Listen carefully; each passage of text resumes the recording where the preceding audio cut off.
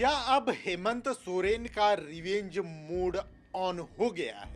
आपको बिहार विधानसभा चुनाव याद होगा, जहां हेमंत सोरेन को सभी बैठकों में बुलाया जाता है।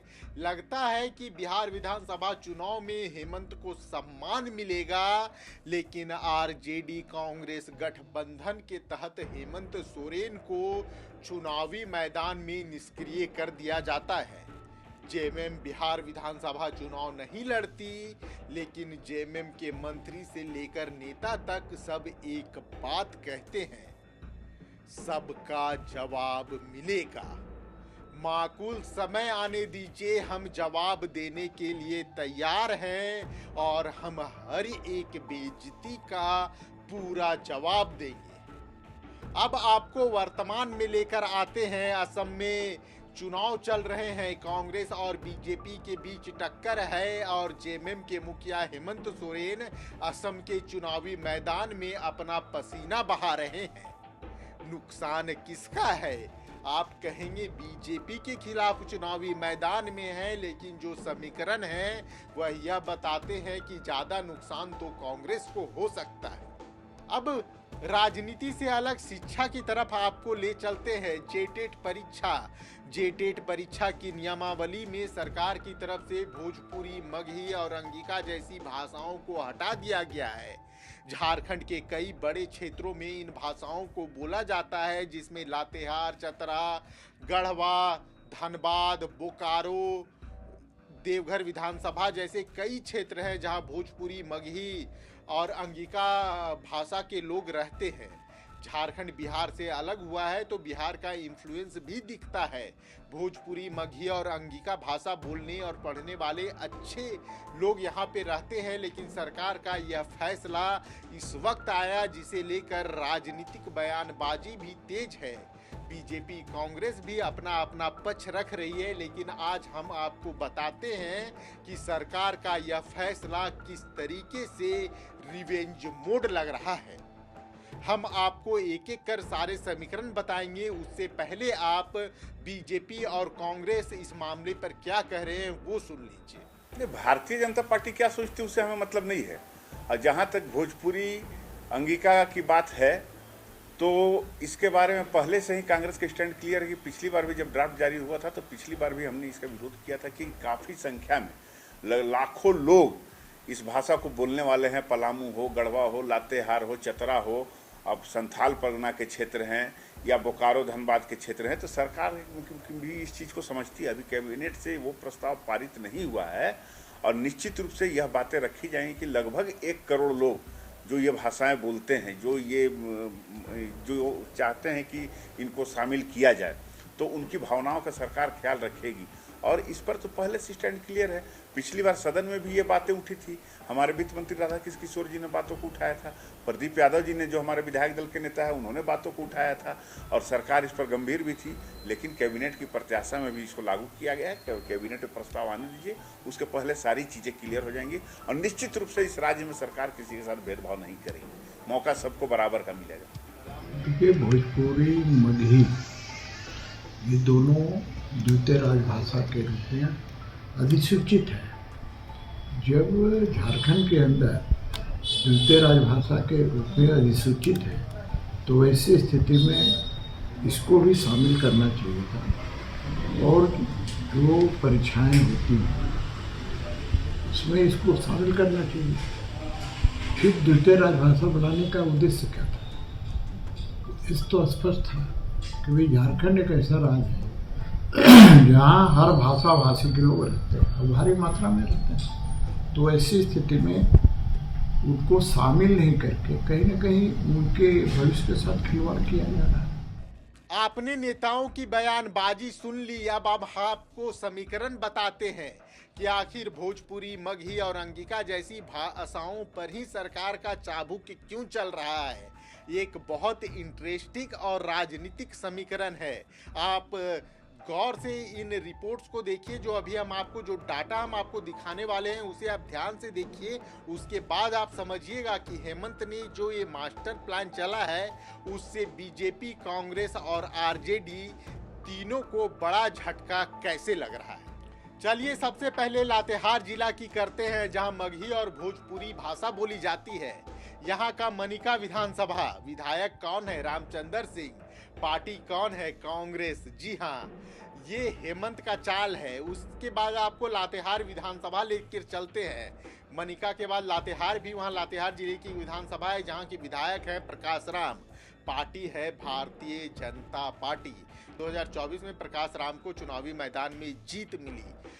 ये वो इलाके हैं जहां बड़ी संख्या में भोजपुरी और मगही भाषा के लोग रहते हैं। उसके बाद लातेहार जिले से आपको हम पलामू की तरफ ले चलते हैं, जहां भोजपुरी भाषा के बड़ी संख्या में लोग वो रहते हैं जो भोजपुरी भाषा बोलते हैं। पांकी विधायक हैं कुशवाहा शशि भूषण मेहता, भारतीय जनता पार्टी से जीत कर आते हैं और पिछली बार भी चुनावी मैदान में जीते थे। दूसरी सीट है मेदिनीनगर, जो पहले डाल्टनगंज के नाम से जानी जाती थी।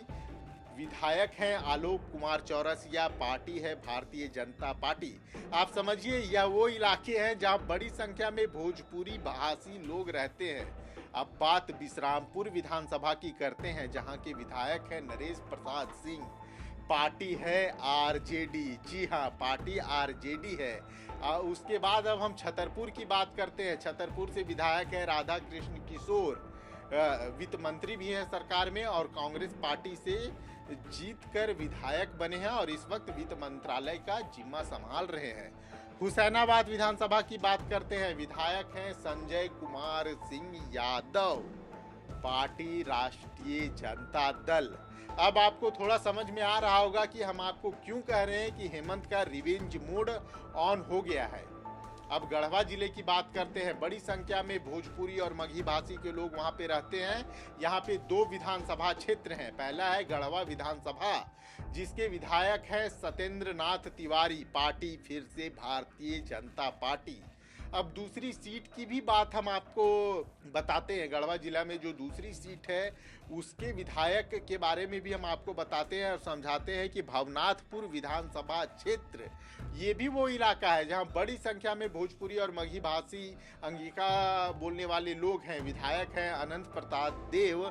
हम आपको जितनी सीटें दिखा रहे हैं उन सीटों के समीकरण को आप देखिए और फिर आप समझ पाएंगे कि यह फैसला सिर्फ एक शैक्षणिक एग्जाम का यह फैसला नहीं है। यह फैसला क्यों आने वाले समय में झारखंड की राजनीति को इम्पैक्ट करने वाला है, इसलिए यह जरूरी है। बोकारो जिला में 4 विधानसभा हैं। पहली विधानसभा है बोकारो विधानसभा, जहां की विधायक है श्वेता सिंह। पार्टी फिर से कांग्रेस। बेरमो विधानसभा कुमार जयमंगल सिंह विधायक हैं, जिन्हें अनूप सिंह के नाम से भी जाना जाता है। पार्टी कांग्रेस। अब आपको समझ में आ रहा होगा कि हम क्यों कह रहे हैं कि हेमंत का रिवेंज मोड जो है वो ऑन हो गया है और जेटेट परीक्षा इसी का एक उदाहरण है। चंदन क्यारी विधानसभा की बात करते हैं। उमाकांत रजक यहाँ से जेएमएम पार्टी के विधायक जीते हैं। देखिए, चंदन क्यारी और गोमिया वह इलाका है जहाँ कम भोजपुरी मगही बोलने वाले, बोकारो जिला का ही ये पार्ट है, लेकिन यहाँ पे कम है। अब धनबाद जिले की अगर बात कर ले तो यहाँ 5 विधानसभा हैं। सिंदरी से विधायक है चंद्रदेव महतो, CPI ML है। और उसके बाद निरसा की बात करते हैं। निरसा विधानसभा वो है जहाँ मोस्टली बांग्ला भाषी लोग होते हैं और यहाँ के विधायक अरूप चटर्जी हैं, CPI ML। अब असली पॉइंट पे आते हैं। धनबाद विधानसभा विधायक राज सिन्हा। धनबाद विधानसभा उन विधानसभा क्षेत्रों में से है जो बड़ी संख्या में यहाँ भोजपुरी भाषी लोग रहते हैं। भारतीय जनता पार्टी यहाँ लंबे समय से लोकसभा और विधानसभा दोनों चुनाव जीत रही है। झरिया विधानसभा की बात कर लेते हैं। विधायक है रागिनी सिंह। पार्टी फिर से है भारतीय जनता पार्टी। तो आप समझ रहे होंगे कि ये जो समीकरण है वो समीकरण किस तरीके का इशारा कर रहा है। टुंडी एकलौता वहाँ का ऐसा विधानसभा है जहाँ बड़ी संख्या में स्थानीय लोग रहते हैं। जो आप 1932 की बात करते हैं, 1932 खतियान की बात करते हैं, तो धनबाद में टुंडी एक ऐसा विधानसभा है जहाँ आपको ज़्यादातर लोग मिलेंगे जो 29 की वकालत करते हैं। जयराम महतो का भी घर वहीं है, टुंडी विधानसभा में ही है, भले वो चुनाव डुमरी से लड़े और जीते भी। अब आपको चतरा जिले की कहानी बताते हैं। चतरा जिले में भी 2 विधानसभा हैं, सिमरिया और चतरा। सिमरिया विधानसभा के विधायक है कुमार उज्जवल दास। उज्जवल दास किस पार्टी से आते हैं? भारतीय जनता पार्टी से। दूसरी जो विधानसभा सीट है वो कौन है? चतरा विधानसभा सीट। वहां के विधायक कौन है? जनार्दन पासवान। किस पार्टी से आते हैं? LJP-R, जो एनडीए की गठबंधन है। रामविलास LJP, रामविलास के ये विधायक हैं। आपको याद होगा कुछ दिन पहले इन्होंने रामविलास पासवान को बिहार का CM बनाने तक की बात कह दी थी। तो अब हम आपको जो आंकड़े बता रहे हैं ये वो विधानसभा क्षेत्र है जहां पे ज्यादा प्रभाव आपको देखने को मिलेगा इस फैसले का। अब देवघर विधानसभा की बात कर लेते हैं। जी हाँ, देवघर विधानसभा की बात इसलिए करना जरूरी है क्योंकि वो ये विधानसभा है जहां बड़ी संख्या में अंगिका भाषा के लोग रहते हैं, जो अंगिका भाषा बोलते और पढ़ते हैं। यहाँ के विधायक है सुरेश पासवान और पार्टी है राष्ट्रीय जनता दल। तो अब आप समझ गए होंगे कि हम क्यों कह रहे हैं कि हेमंत का रिवेंज मोड ऑन हो चुका है। मतलब अभी तक हमने टोटल 21 विधानसभा सीटों की बात की, मतलब 21 विधानसभा सीट, लगभग हमने उतनी 20-21 विधानसभा सीटों की हमने बात की, जिसमें से बीजेपी 8, कांग्रेस 4, आरजेडी 3, जेएमएम 2 और CPI-ML 2 और LJP 1 विधानसभा सीट पे विधायक है। तो आप समझ गए होंगे कि यहाँ जहाँ पे ज़्यादा असर इसका देखने को मिलेगा उसमें जेएमएम के विधायक ना के बराबर हैं। तो क्या हेमंत सोरेन अगले विधानसभा चुनाव में अकेले चुनावी मैदान में जाने के लिए यह रणनीति बना रहे हैं? यह बड़ा सवाल है। इस सरकार के इस फैसले को मास्टर स्ट्रोक की तरह देखा जाए या मिस स्ट्रोक की तरह, यह आप तय कीजिए।